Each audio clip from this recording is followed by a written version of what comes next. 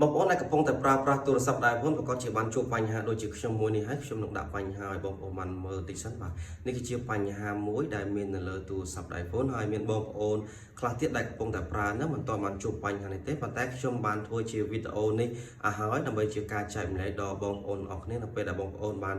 ជួបនៅបញ្ហានេះបងប្អូនអាចចេះដោះស្រាយដោយខ្ញុំបានធ្វើតាមរយៈវីដេអូនេះអញ្ចឹងណាហើយមែនតើទៅ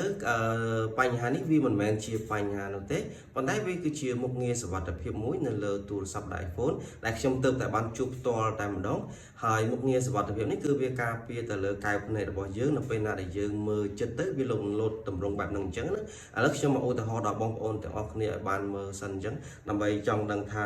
វាចេញនៅតម្រង់បែបណាឥឡូវបងប្អូនមកមើលជាមួយខ្ញុំទាំងអស់គ្នាមកដំបូងឡើយយើងមើលចិត្តភ្នែកអញ្ចឹងទៅ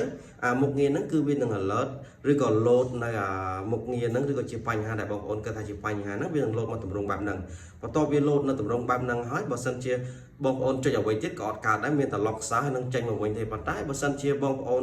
មិនចង់ lock sound ទេបងប្អូនចង់ដោះបញ្ហានោះចេញព្រាមបងប្អូនគ្រាន់តែទាញទូរស័ព្ទដៃយើងទៅឲ្យឆ្ងាយអញ្ចឹងមកវានឹង load ពាក្យថា continue ហ្នឹងហើយបន្ទាប់ពីបងប្អូនទាញឆ្ងាយវានឹង load ពាក្យ continue បងប្អូនគាត់ចុចពាក្យ continue ទៅគឺវានឹង load ចេញមកបានហើយ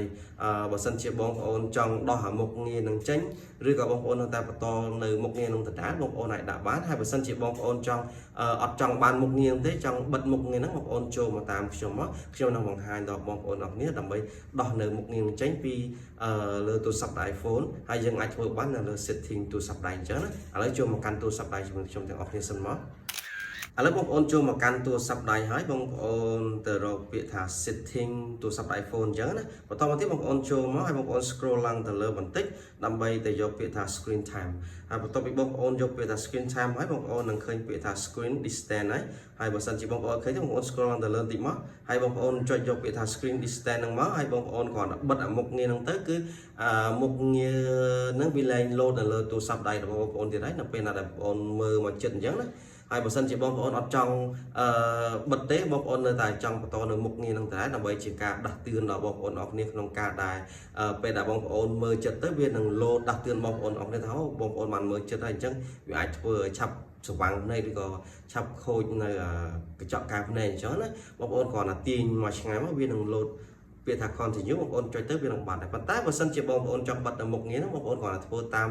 ការណែនាំនៅក្នុងវីដេអូរបស់ខ្ញុំបានបង្ហាញនេះបងប្អូនអាចបិទនៅមុខងារនឹងបានហើយវីដេអូនេះក៏ឈានចូលដល់ទីបញ្ចប់ដែរបើសិនជាបងប្អូនយល់ថាវីដេអូនេះមានប្រយោជន៍ដល់បងប្អូនអរគ្នាកុំភ្លេចចុច like share និង follow ហើយក៏ដូចជា subscribe នៅ channel YouTube របស់ខ្ញុំផងដែរបាទអរគុណច្រើនជួបគ្នានៅវីដេអូក្រោយ